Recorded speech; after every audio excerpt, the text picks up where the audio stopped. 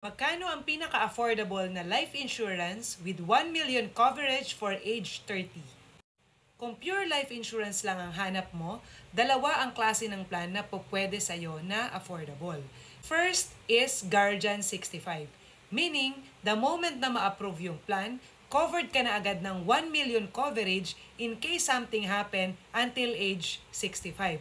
So para sa age 30, makikita dito, 6,700 a year lang ang binayaran mo. Pero kung naka-experience tayo ng car accident or nagkasakit at namatay, mangyayari 1 million na matatanggap ng family mo. Second option naman natin is sinatawag nating AIA Max Protect. So same lang din, 1 million yung coverage, pero mas matagal ka covered. Hindi lang hanggang age 65, hanggang age 100 ka covered.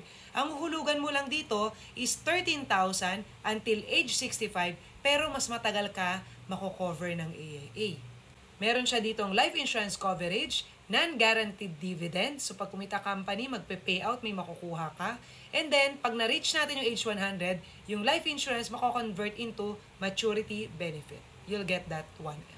So kung gusto mo rin malaman kung magkano ang life insurance na 1 million para sa'yo, i-message mo ko for your age.